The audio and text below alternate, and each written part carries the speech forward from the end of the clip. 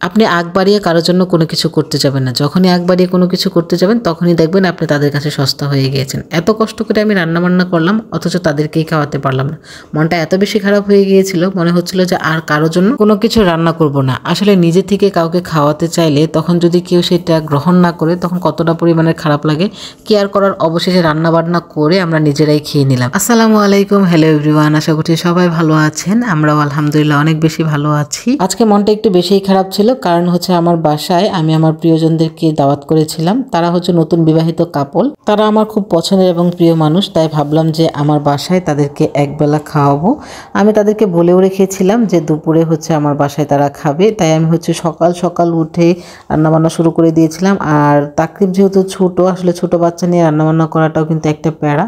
আর বাসায় মেহমান আসলে সেদিন রান্নাবান্না একটু বেশিই থাকে। আর মেইনলি আমি তাদেরকে দুপুরে দাওয়াত করেছিলাম। আর দুপুরে দাওয়াত মানে হচ্ছে রান্নাবান্নাটা কিন্তু একটু আগে সেরে নিতে হয়। এর মধ্যে হচ্ছে আমাদের গোছল নামাজ অনেক কিছুই থাকে। তো আজকের দিনটা আমি অনেক বেশি ব্যস্তও ছিলাম। সবকিছুর ফাঁকেই হচ্ছে তাদের জন্য আয়োজন করলাম। ওই যে তারা আবার চলে যাবে সেই জন্যই হচ্ছে আমি একটু তাড়াহুড়ো করে আয়োজনটা করেছি। সবকিছু রান্নাবান্না শেষে আমি যখন তাদেরকে ফোন দিলাম তখন তাদের কাছ থেকে যে এরকম একটা উত্তর পাবো আমি এটা আশাও করিনি।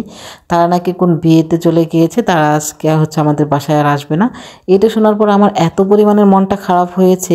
আমার সব রান্না শেষ, তারপর হচ্ছে তারা এই কথাটা বলছিল। আসলে এইরকম সিচুয়েশনে যারা পড়েছেন তারা আসলে বুঝতে পারবেন ব্যাপারটা। আমার কাছে খুবই খারাপ লাগছিল যে আসলে নিজে থেকে আর কাউকে কোনো দিন রান্নাবান্না করে খাওয়াবো না বা দাওয়াত করবো না। আর ওই দিক থেকে তারাও বলছিল যে তার বন্ধুর বিয়ে যেতেই হবে, না গেলে আর হবে না।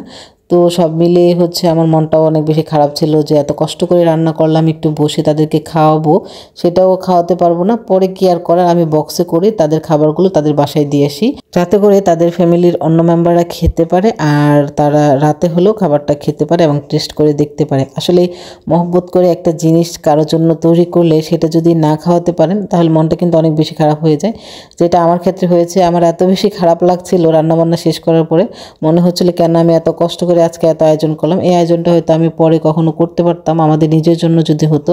যাই হোক, আল্লাহ যেটা করে সেটাই আসলে মঙ্গল। তারপরে আমরা নিজেরাও খেয়ে নিয়েছি আর ওদেরকে হচ্ছে আমি পাঠিয়ে দিয়েছিলাম, ওরাও খেয়েছে। আর খেয়ে ওরা হচ্ছে অনেক প্রশংসা করেছে প্রত্যেকটা খাবারেরই। খাবার নাকি অনেক বেশি টেস্ট হয়েছিল। আর যাকে খাওয়াইছে সে তো বিশ্বাসই করতে পারে না যে এগুলো আমি নিজে রান্না করেছি, ভাবছে যে আমি এগুলো কিনে নিয়ে আসছি বাহির থেকে। এটা আসলে আমার জন্য অনেক বেশি পাওয়া, কারণ হচ্ছে আমার কাছে মনে হয় না যে আমার রান্না এত বেশি ভালো, এত বেশি প্রশংসা পাওয়ার যোগ্য আমি না। যখন কেউ আমার এত অতিরিক্ত প্রশংসা করে তখন আমার কাছে মনে হয় যে তারা হয়তো আমাকে একটু পাম দিচ্ছে খুশি করার জন্য। যাই হোক, সবাই খেয়ে তৃপ্তি পেয়েছে, এটাই আলহামদুলিল্লাহ। আর অবশেষে তারা খেতে পেরেছে, সেটার জন্য আরও বেশি আলহামদুলিল্লাহ। আর আমরাও দুপুরে সবাই মিলে তৃপ্তি করে খেয়েছি। আজকের ভিডিওটা এখানেই শেষ করছি। সবাই ভালো থাকবেন, আমাদের জন্য দোয়া করবেন। আল্লাহ হাফিজ।